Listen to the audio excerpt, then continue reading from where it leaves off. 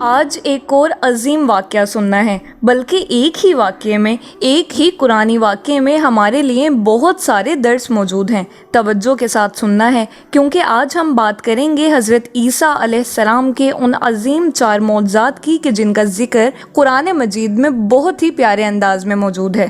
آئیے پہلے قرآن پاک کی ان آیات کا ترجمہ سنتے ہیں جن آیات میں اس واقعے کا ذکر موجود ہے، اور پھر انشاءاللہ آپ کو یہ واقعہ سناتے ہیں۔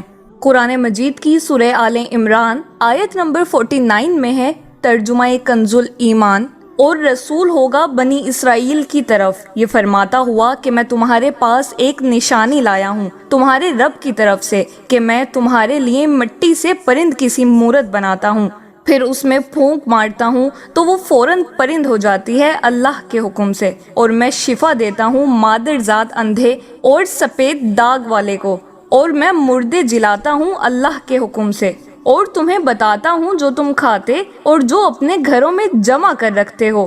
بے شک ان باتوں میں تمہارے لیے بڑی نشانی ہے اگر تم ایمان رکھتے ہو۔ ان آیات میں آپ نے جن 4 معجزات کا ذکر فرمایا وہ یہ ہیں: نمبر 1، مٹی کے پرند بنا کر ان میں پھونک مار کر ان کو اڑا دینا۔ نمبر 2، مادرزاد اندھے اور کوڑی کو شفا دینا۔ نمبر 3، مردوں کو زندہ کرنا۔ نمبر 4، اور جو کچھ کھایا اور جو کچھ گھروں میں چھپا کر رکھا اس کی خبر دینا۔ آئیے اب ان معجزات کی کچھ تفصیل سنتے ہیں۔ مٹی کے پرند بنا کر اڑا دینا: جب بنی اسرائیل نے یہ معجزہ طلب کیا کہ مٹی کا پرند بنا کر اڑا دیں، تو حضرت عیسیٰ علیہ السلام نے مٹی کے چمگادڑ بنا کر ان کو اڑا دیا۔ حضرت عیسیٰ علیہ السلام نے پرندوں میں سے چمگادڑ کو اس لیے مخاطب فرمایا کہ پرندوں میں سب سے بڑھ کر مکمل اور عجیب و غریب یہی پرندہ ہے، کیونکہ اس کی آدمی کی طرح دانت بھی ہوتے ہیں، اور یہ آدمی کی طرح ہنستا بھی ہے، اور یہ بغیر پر کے اپنے بازوؤں سے اڑتا ہے، اور یہ پرندہ جانوروں کی طرح بچہ جنتا ہے۔ روایت ہے کہ جب تک بنی اسرائیل دیکھتے رہتے یہ چمگادڑ اڑتے رہتے، اور اگر ان کی نظروں سے اوجھل ہو جاتے تو گر کر مر جاتے تھے۔ ایسا اس لیے ہوتا تھا تاکہ خدا کے پیدا کیے ہوئے اور بندہ خدا کے پیدا کیے ہوئے پرند میں فرق اور امتیاز باقی رہے۔ آپ علیہ السلام کا دوسرا معجزہ مادرزاد اندھوں کو شفا دینا تھا۔ روایت ہے کہ ایک دن میں 50 اندھوں اور کوڑیوں کو آپ کی دعا سے اس شرط پر شفا حاصل ہوئی کہ وہ ایمان لائیں گے۔ اور آپ کا تیسرا معجزہ مردوں کو زندہ کرنا تھا۔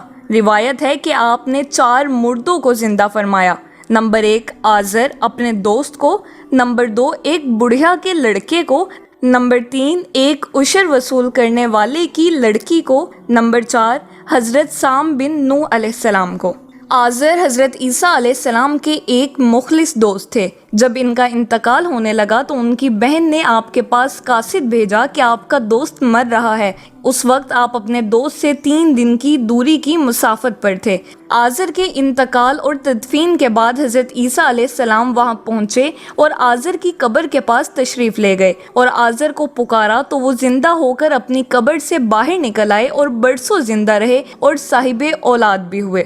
اور ایک بڑھیا کا بیٹا مر گیا تھا، اور لوگ اس کا جنازہ اٹھا کر اس کو دفن کرنے کے لیے لے جا رہے تھے۔ ناگہاں حضرت عیسیٰ علیہ السلام کا ادھر سے گزر ہوا تو آپ کی دعا سے زندہ ہو کر جنازے سے اٹھ بیٹھا، اور کپڑا پہن کر اپنے جنازے کی چارپائی اٹھاتے ہوئے اپنے گھر آیا، اور مدتوں زندہ رہا، اور اس کی اولاد بھی ہوئی۔ اور ایک چونگی وصول کرنے والے کی لڑکی مر گئی تھی، اس کی موت کے ایک دن بعد حضرت عیسیٰ علیہ السلام کی دعا سے زندہ ہو گئی، اور وہ بہت دنوں تک زندہ رہی، اور اس کے کئی بچے بھی ہوئے۔ جب آپ علیہ السلام نے ان 3 مردوں کو زندہ فرمایا تو بنی اسرائیل کے شریروں نے کہا کہ یہ تینوں در حقیقت مرے ہوئے نہیں تھے، بلکہ ان تینوں پر سکتہ طاری تھا، اس لیے وہ ہوش میں آ گئے۔ لیکن آپ کسی پرانے مردے کو زندہ کر کے ہمیں دکھائیے۔ تو آپ نے فرمایا کہ حضرت سام بن نوح علیہ السلام کو وفات پائے ہوئے 4000 برس کا زمانہ گزر گیا۔ تم لوگ مجھے ان کی قبر پر لے چلو، میں ان کو خدا کے حکم سے زندہ کر دیتا ہوں۔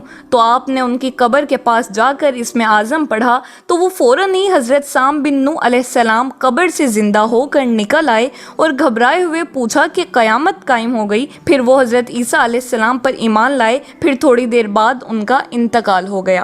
اور حضرت عیسیٰ علیہ السلام کا چوتھا معجزہ یہ تھا کہ جو کچھ کھایا اور چھپایا وہ اس کو بتا دیا کرتے تھے۔ حدیث شریف میں ہے کہ حضرت عیسیٰ علیہ السلام اپنے مکتب میں بنی اسرائیل کے بچوں کو ان کے ماں باپ جو کچھ کھاتے اور جو کچھ گھروں میں چھپا کر رکھتے وہ سب بتا دیا کرتے تھے۔